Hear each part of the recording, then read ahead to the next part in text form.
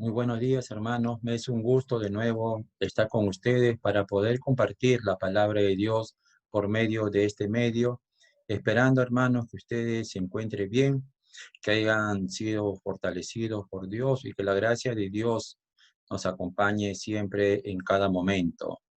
Antes de empezar el estudio de este devocional, vamos a orar para agradecer a Dios por todo lo que Dios hace en nuestras vidas. Oremos, hermanos. Señor, mi Dios, Padre que estás en los cielos, agradecido estamos, Padre, por lo que tú haces por nuestras vidas, Señor. Tú eres un Dios de amor, misericordia, paciencia, Señor, en que aún que nosotros te fallamos, Padre, tú siempre permaneces fiel con nosotros, Señor. Sigue trabajando, Señor, con nuestras vidas. Moldéanos, Señor, mi Dios. Quita todo lo malo, Padre, que hay en nuestras vidas, Señor, porque nosotros somos hombres débiles, Señor, hombres finitos, Padre, pero sabemos, Señor, en que lo que tú has empezado, tu obra, tú lo vas a culminar. Y nosotros tenemos una esperanza grande como hijos e hijas tuyas, Señor, mi Dios. Sabemos lo que tú nos has prometido, Señor, y confiamos en eso. Oro, Señor, por la Iglesia Bíblica Jesús Redentor, por cada uno de tus hijos e hijas, Señor, en que siempre esperamos de ti, siempre estamos confiando en ti, Padre. Aquí estamos tus hijos y dejamos todo en las manos tuyas, Señor. Bendice, Señor, a la iglesia. Danos fortaleza, Señor. Danos el pan de cada día, Señor. Danos salud. Y ayúdanos, Señor, para ser mejores hijos de hijas tuyas. Y así, Padre, te doy las gracias en el nombre bendito de Jesús, nuestro Salvador. Amén. Hoy vamos a continuar el estudio con el libro de 1 Timoteo, capítulo 1. La semana pasada estudiamos del verso 1 al verso 11. Hoy vamos a continuar el estudio del verso 12 hasta el verso 20 y se titula El ministerio de Pablo y el peligro de hablar mal de Dios. Les invito a que abran la palabra de Dios en el libro de Primera de Timoteo, capítulo 1. Vamos a dar lectura del verso 12 hasta el verso 20, ¿no? Hasta el acabar el capítulo 1. Y dice la palabra del Señor: doy gracias a Dios, doy gracias a Cristo Jesús nuestro Señor, que me ha fortalecido porque me tuvo por fiel, poniéndome en el ministerio, aún habiendo sido yo antes blasfemo, perseguidor y agresor. Sin embargo, se me mostró misericordia, porque lo hice por ignorancia en mi incredulidad. Pero la gracia de nuestro Señor Jesús fue más que abundante con la fe y el amor que se hallan en Cristo Jesús. Palabra fiel y digna de ser aceptada por todos.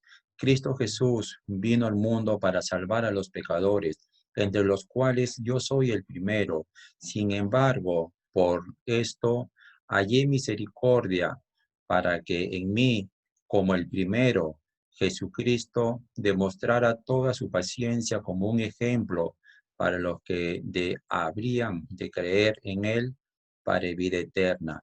Por tanto, al Rey eterno, inmortal, invisible, único Dios, a él sea honor y gloria por los siglos de los siglos. Amén. Esta comisión te confío, hijo Timoteo, conforme a las profecías que antes hicieron en cuanto a ti, a fin de que por ellas pelees la buena batalla, guardando la fe y una buena conciencia, que algunos han rechazado y naufragaron en lo que toca a la fe, entre los cuales están Mineo y Alejandro, a quienes he entregado a Satanás para que aprendan a no blasfemar. Amén, hermano. Ya hemos dado lectura del verso 12 hasta el verso 20. En el versículo 12, el apóstol Pablo escribe a Timoteo y dice, doy gracias al que me fortaleció, a Cristo Jesús, nuestro Señor, porque me tuvo por fiel poniéndome en el ministerio. El apóstol Pablo expresa su gratitud a Cristo por la misericordia que le ha mostrado para con él, fortaleciéndolo y teniéndolo por fiel ministro. Pablo experimentó un cambio total de vida en pos de la causa de Cristo. Este cambio total no hubiera sido posible sin la ayuda de Cristo y su misericordia y su gracia.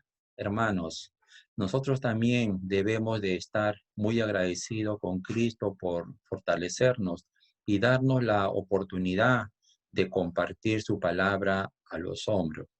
A los hombres, los animo a que desempeñemos nuestro trabajo de una manera fiel, ya que esta es la única manera de mostrarles a Dios y a Cristo que somos fieles ministros de ellos.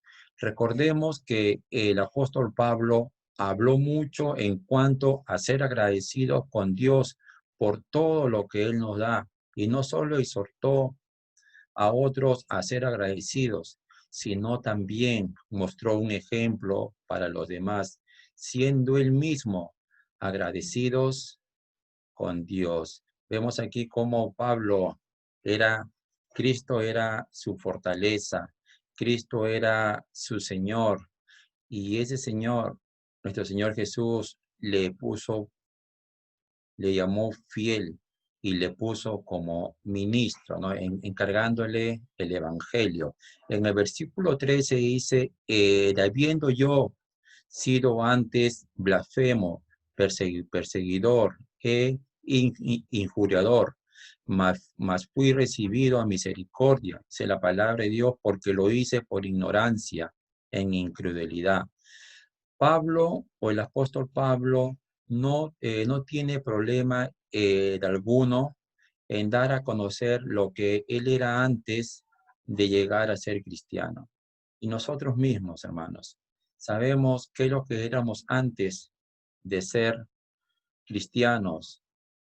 Cada uno tiene su propio testimonio. Y yo le he repetido muchas veces, yo conocí a Cristo a la edad de 32 años, si no me confundo, ¿no? A partir de los 32 años en adelante, conocí a Cristo y empecé a servirlo. Pero más antes, mi vida era perdida, ¿no? Era perdida. Y así ha sido de muchas personas que hemos conocido.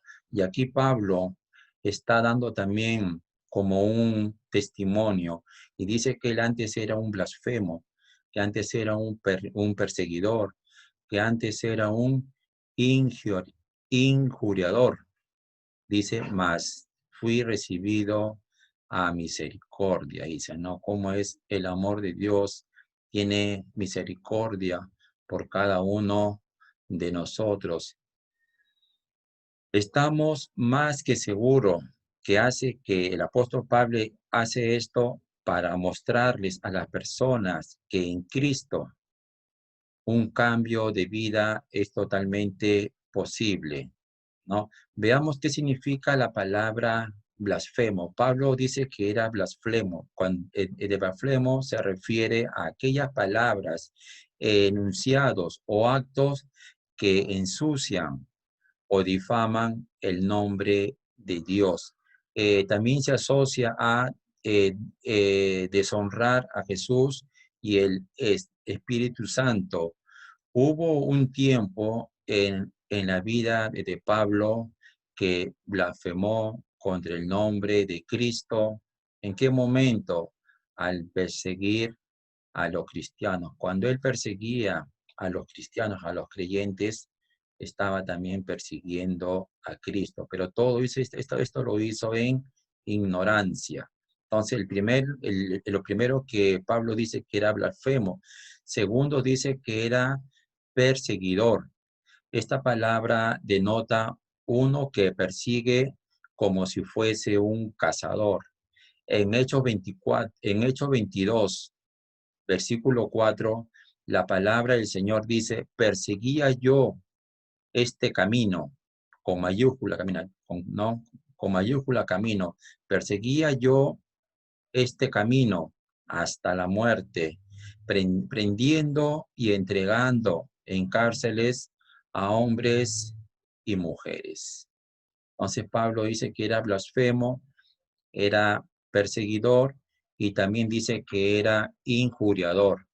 Injuriador denota a uno que actúa insolentemente, uno que insulta a otros, uno que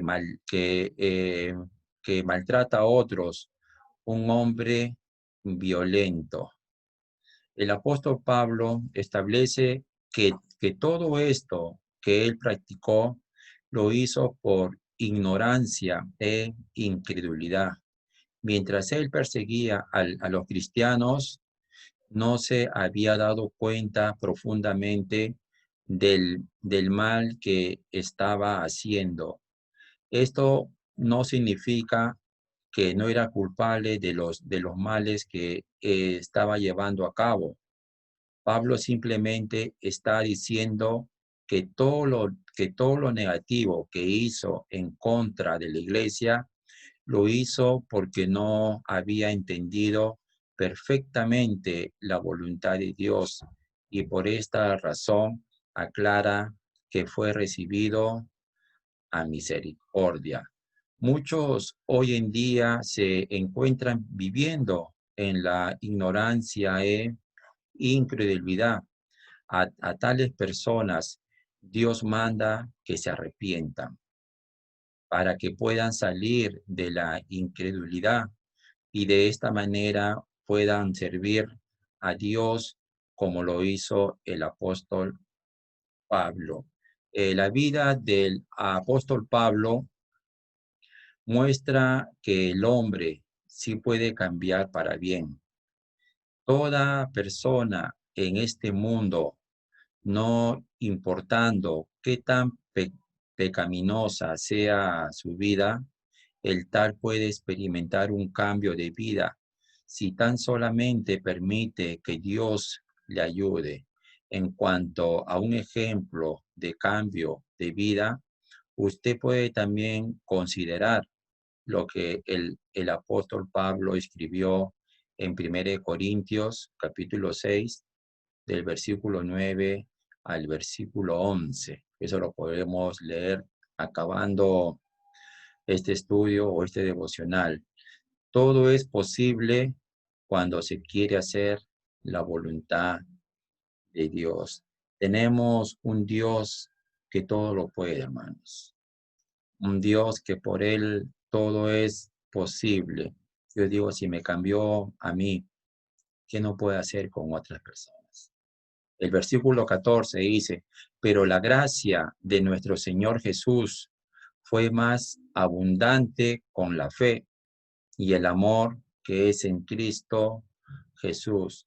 Si no fuera por la gracia de Dios, el hombre no pudiera experimentar un cambio de vida para bien.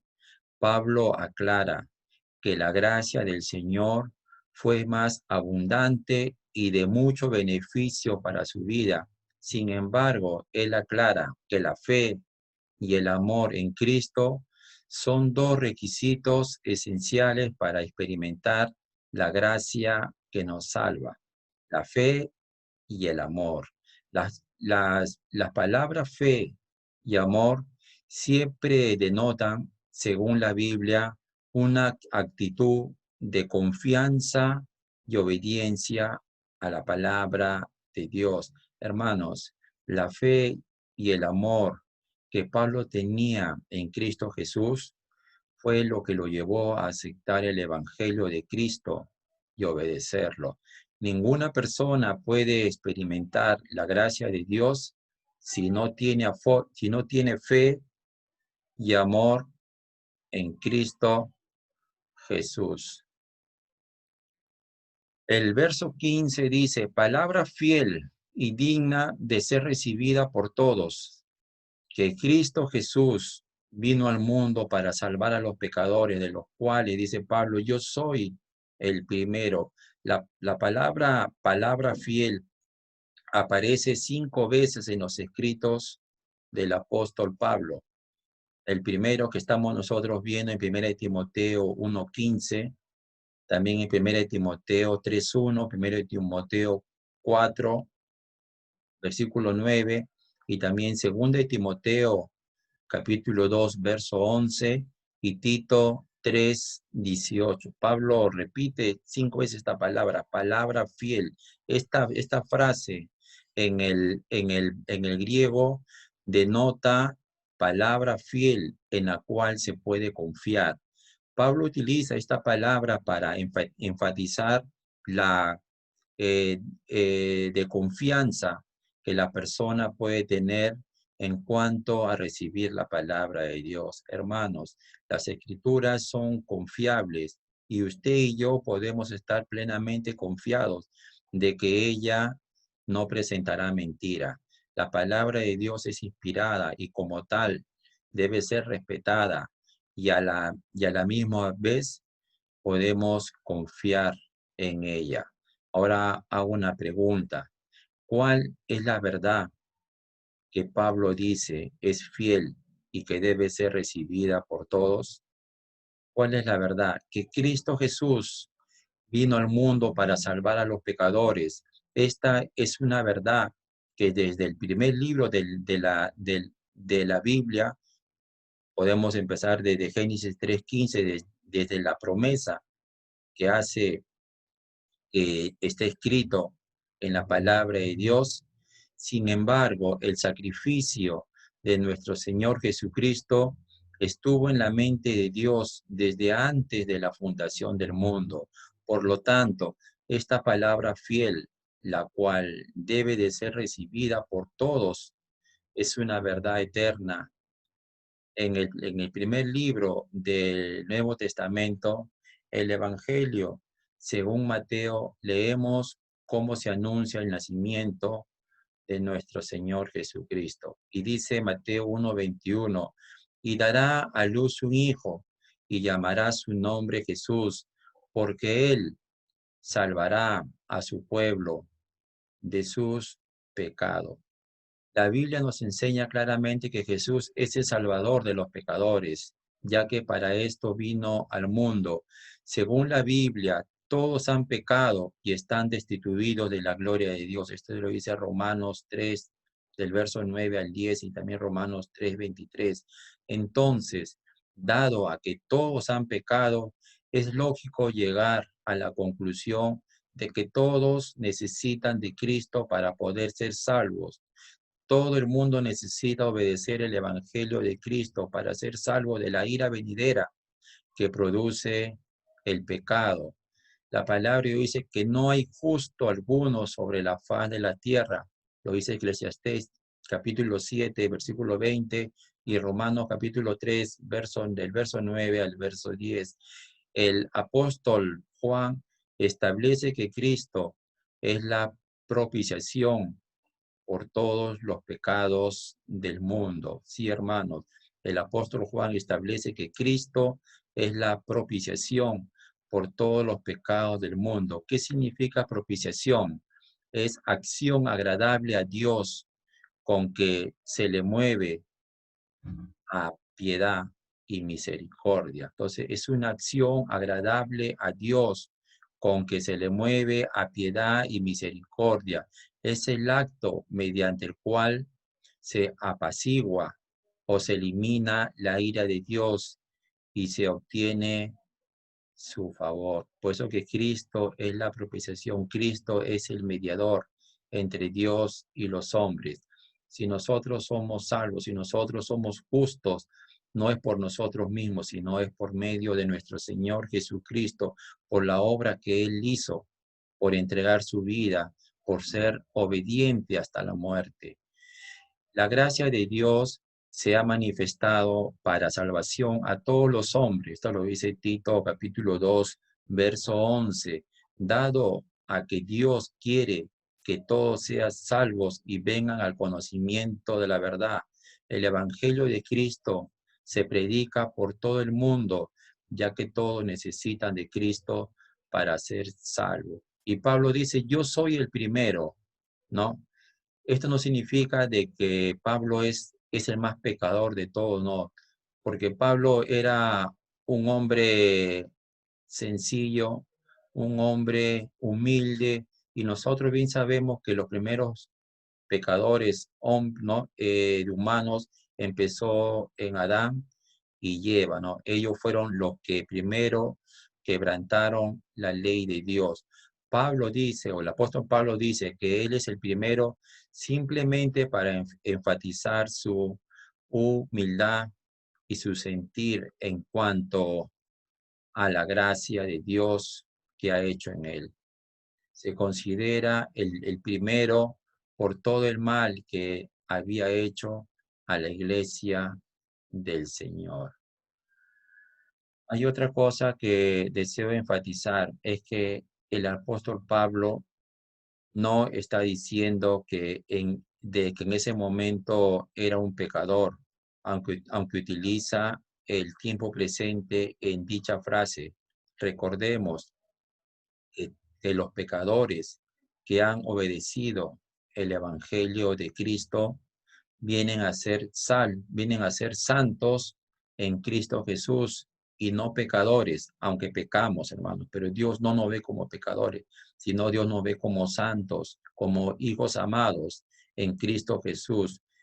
El, el, el cristiano es aquel que ha sido lavado de sus pecados con la preciosa sangre de Cristo. Esto lo dice Hechos 22:16. Ahora ya no vivimos para el pecado, sino para Cristo.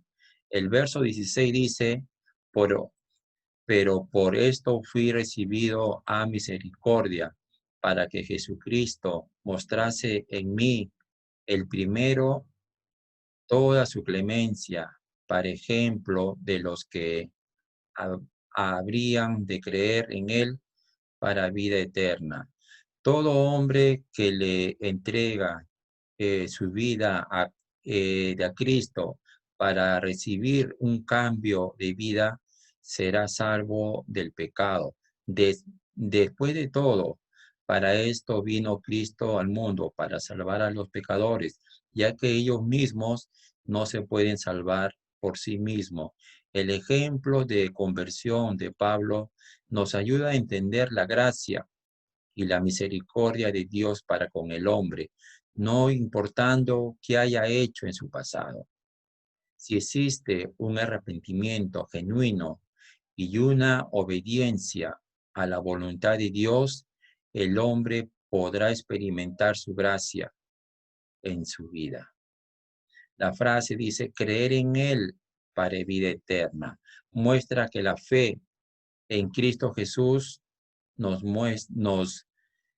nos lleva a la vida eterna.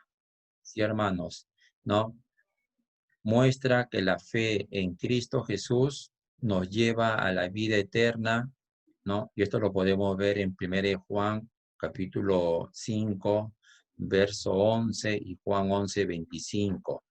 Esto es una de las bendiciones hermosas que produce la fe en Cristo, la vida eterna. Sin embargo, dice, es imperativo que el hombre se dé cuenta de que la vida eterna está en Cristo y por lo tal debe obedecer a su evangelio para poder ser añadido al cuerpo de Cristo. Yo estoy 100% convencido de que yo tengo vida eterna en Cristo Jesús y sé lo que me espera arriba. Sé dónde voy a estar para toda la vida. Y ese lugar es al lado de Dios, al lado de nuestro Señor Jesucristo. Yo no lo merezco, pero Dios me da ese regalo por gracia. Y lo acepto, lo creo y espero, hermano, espero. El versículo 17, por tanto, al Rey de los siglos, inmortal, invisible, al único y sabio Dios, sea honor y gloria por los siglos de los siglos. Amén. Como Pablo aquí está adorando a Dios. Dice nuestro Padre Celestial se merece la honra y la gloria por todo lo que ha hecho en nuestras vidas. Pablo reconoce esto y por esta razón nos exhorta a que le demos honor y gloria por los siglos de los siglos. La palabra inmortal significa sin decaer, incorruptible, vida sin fin, exenta de muerte y de aniquilación. Dios es espíritu y por esta razón Pablo nos dice que es invisible. Un espíritu no puede ser visto con los ojos del ser humano. La palabra amén viene del griego amén, lo cual denota firme, fiel, de cierto. Al principio de un discurso denota verdadero, en verdad, y al final de un discurso denota así sea o que sea cumplido. El diccionario Strong nos, nos, nos dice que esta palabra es de origen hebreo, lo cual denota confiable, digno de confianza, ¿no? Ciertamente o así sea. Vayámonos al versículo 18, al versículo 20, ya acabando este estudio. Dice la palabra de Dios, este mandamiento, hijo Timoteo, te encargo para que conforme a las profecías que se hicieron antes en cuanto a ti, milites por ella la buena milicia, manteniendo la fe y buena conciencia, desechando la cual naufragaron en cuanto a la fe de algunos, de los cuales son Mineo y Alejandro, a, a quienes encargué a Satanás para que aprenda a no blasfemar. El apóstol nuevamente vuelve a referirse a Timoteo como su hijo, lo cual expresa una relación íntima espiritual que existía entre los dos cristianos o los dos creyentes. La frase conforme a las profecías que se hicieron antes en cuanto a ti nos revela que el apóstol Pablo tenía un verdadero discernimiento espiritual y que, y que e- e- evidentemente Dios lo había dirigido a llevar a este joven con él como compañero en el ministerio cristiano e igualmente lo había guiado al permitirle que tuviera esa posición de responsabilidad en aquella iglesia. Dios ya tiene preparado para cada hijo en qué le debe servir. Y Timoteo Dios ya había profetizado sobre su trabajo de él. Y nosotros también, hermanos, nosotros ya estamos en el plan de Dios. Tenemos una misión y solamente tenemos que responder a ese llamado. De muchas de las cartas que el apóstol Pablo escribió, hizo referencia a términos militares como milicia, soldado, armadura y otras palabras, ¿no? Es imperativo que el cristiano reconozca que se encuentra en una batalla espiritual por la salvación de su alma. Nuestro enemigo, hermanos, Satanás, el diablo, tiene poder limitado y es descrito en la palabra de Dios como un león rugiente, como un adversario, como el que estorba, como el tentador, como nuestro enemigo, también como el Dios de este siglo, Dios con minúscula, el maligno. Este enemigo, hermanos, tiene poder limitado, como le dije, y como tal, debemos luchar contra él como lo hace un soldado en una batalla, ¿no? En una batalla. El cristiano debe recordar que es un soldado de Cristo, como dice 2 de Timoteo capítulo 12, versículo 3, y como tal debe utilizar toda la armadura que Dios le ha provisto para poder vencer. Esta armadura lo podemos encontrar en Efesios capítulo 6, del verso 10 al 18. Vamos a encontrar, Dios nos viste, ¿no? Sin esta armadura, el cristiano será derrotado continuamente. Vamos a ser derrotados cada día, pero con la armadura que Dios nos ha dado, vamos a salir vencedores.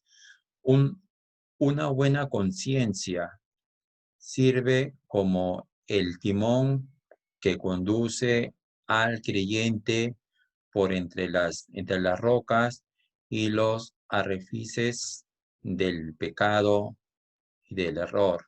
Los falsos maestros ignoraron la conciencia de cada uno de ellos y la verdad, como por resultado se apartaron de la doctrina verdadera del Evangelio y sufrieron naufragio en la fe cristiana, que equivale a una catástrofe espiritual severa.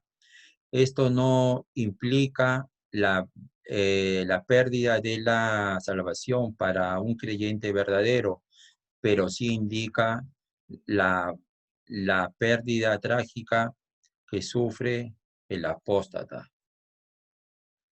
Habían estado en la iglesia escuchando el Evangelio y lo rechazaron a favor de la doctrina falsa que se define en los versículos 3 y versículos 7. Vemos cómo estos falsos maestros entran a estas iglesias para poder engañar, y muchos creyentes cayeron en esta trampa, ¿no?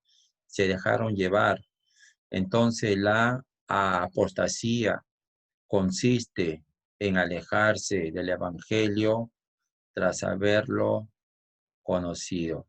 Nosotros conocemos la verdad y nosotros no debemos ser engañados por falsos maestros, ¿no? Si no estuviéramos apostatando. La frase dice Pablo: a quienes entregué a Satanás para que aprendan a no blasfemar. Pablo los expulsó a ambos de la iglesia para poner fin a su influencia y proteger al pueblo de Dios. La palabra de Dios lo pone nombre a estos dos. A estos dos se congregaban en la iglesia, cantaban juntos, ¿no? Escuchaban la prédica, ¿no? Y estos hombres, la palabra de Dios le pone nombre, se llama Himeneo y también Alejandro. Estas dos personas, ¿no? Fueron disciplinados. Dice Pablo que los entregó a Satanás, ¿no? Pablo los expulsó a ambos de la iglesia para poner fin a su influencia y proteger al pueblo de Dios. Ellos, ellos mismos quedaron sin protección al, al salir del ambiente propio de la bendición de Dios y quedar bajo el control de Satanás. Ya esos dos hombres perdieron la bendición de Dios y ya Satanás tuvo control de estos dos hombres. En, en, en algunos casos, Dios ha entregado creyentes a Satanás con fines positivos, como la revelación del carácter verdadero de su fe, para mantenerlos humildes y dependientes de Él, para capacitarlos de tal manera que puedan fortalecer a otros, o para que Él sea glorificado con la alabanza. A veces nosotros hemos visto cuántos hermanos han sido disciplinados en la iglesia, pero muchos de ellos han rechazado esa disciplina. Muchos de ellos no quisieron aceptar y se alejaron. Y ahora podemos ver, yo a veces veo de algunos hermanos que están separados 100% de Dios. Llevan una vida como que si verdaderamente no hubieran conocido a Dios. Vuelven a ser como las personas del mundo, hasta peor del mundo, hermanos. ¿Por qué, hermanos? Porque han sido entregados a Satanás y Satanás tiene control de ellos. Pero Dios quiere que esas personas reconozcan, que esas personas alcen su mirada hacia el cielo y pidan perdón a Dios, en que sean humildes. Y Dios está ahí. Dios está cerca para responder a su clamor, responder a la humildad de ellos, ¿no? Blasfemar es hablar de Dios con desprecio o ser in- in- insolentemente irrespetuoso. La blasfemia es un reproche verbal o escrito del hombre de Dios, del nombre de Dios, de su carácter, su obra o sus atributos. Nosotros como hijos de Dios estamos para alabar a Dios, para de honrar a Dios cada día de nuestras vidas hasta que Él nos lleve. Y sabemos de que nuestro Dios, Él es perfecto y que Él no se equivoca y que Él es el único en que sabe el porqué de las cosas. A nosotros tan solamente nos queda obedecer y aceptar lo que Él hace para con nuestras vidas. Muchísimas gracias, hermanos, por el tiempo en que ustedes han dado, pero Dios está agradecido. Y no nos olvidemos de agradecer a Dios por la fortaleza que Él nos da. Estamos pasando, hemos pasado momentos duros de esta pandemia, pero seguimos ahí fortalecidos. Ahora, por la gracia de Dios, de nuevo vamos a volver a congregarnos como iglesia, a los hermanos de 14 hasta 60 años. Espero que todos los de esa edad estemos esperando ansiosamente esa fecha para volver a reunirnos. Y gracias a Dios nosotros ya hemos separado, ¿no? Hemos separado nuestro tiempo para poder venir en las mañanas, en la cual va a haber 2 cultos. Gracias a Dios ya está todo planificado, está todo bien organizado. Hay que seguir preparando el templo físico de la iglesia, pero sé que muy pronto volveremos a vernos, volveremos a cantar juntos para alabar a nuestro Dios y volveremos a escuchar de nuevo juntos en el templo la palabra de Dios. Muchísimas gracias, hermanos, por su tiempo. Amén.